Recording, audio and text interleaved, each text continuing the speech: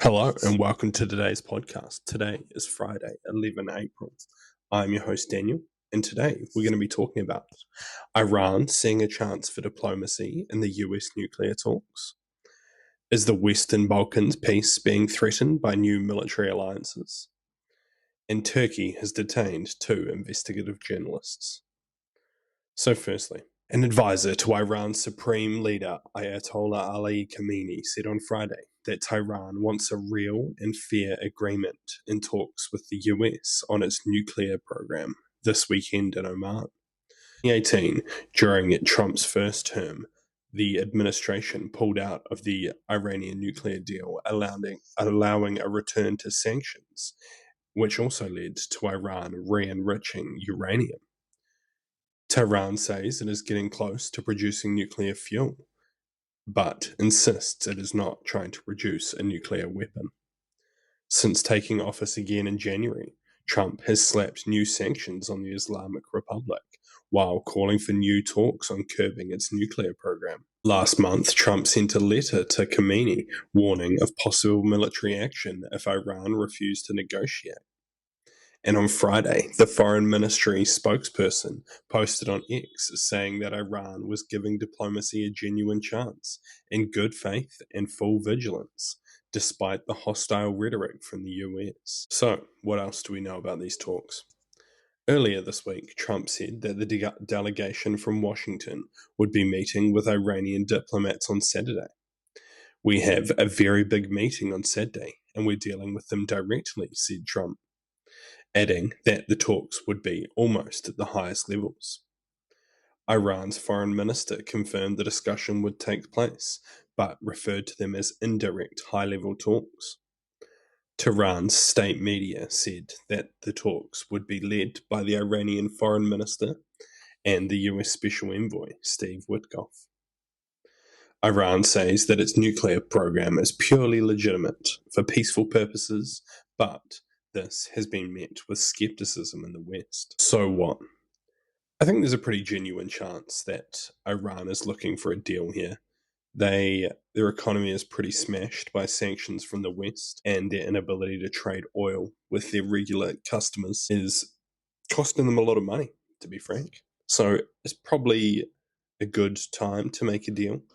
Also, their recent military engagements with the Israelis left them with significant damage to their air defense systems, meaning that any new military operations conducted against them would probably be extremely effective.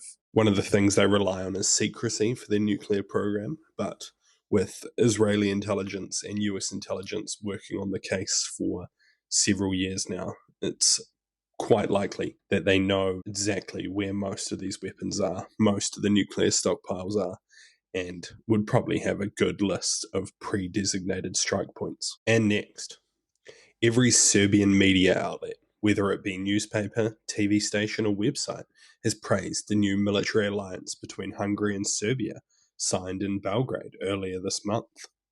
Shortly afterwards, the Republika Srpska, the Serb-run part of Bosnia, also announced that it wanted to join this new military alliance. The Serbian media, which operates under strict state control, portrayed this new military pact as a response to the recent military alliance between the NATO partners of Croatia, Albania, and Kosovo. The latter's independence remains unrecognized by Belgrade decades after. But what is this agreement between Croatia, Albania, and Kosovo really about? Well, it was signed in March, and it stipulates that cooperation within the framework of the NATO strategic concept and its security policy of the European Union.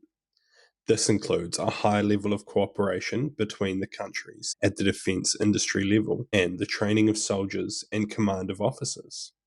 Joint military exercises are also planned with a focus on the NATO framework. Serbia feels threatened by this, despite the Croatian Prime Minister saying that this memorandum of cooperation is not hostile in nature.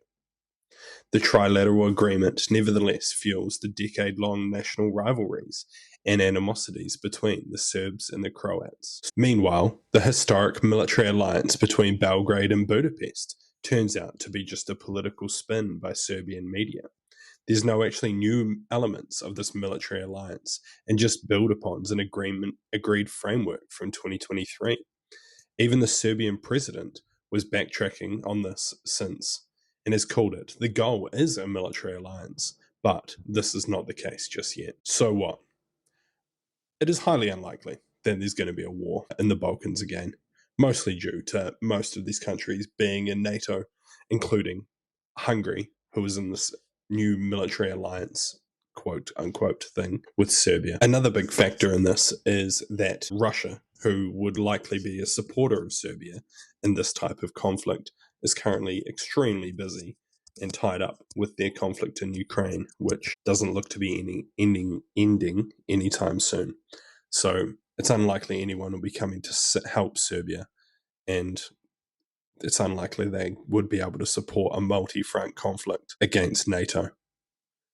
And I don't even know what Hungary thinks they're doing in there.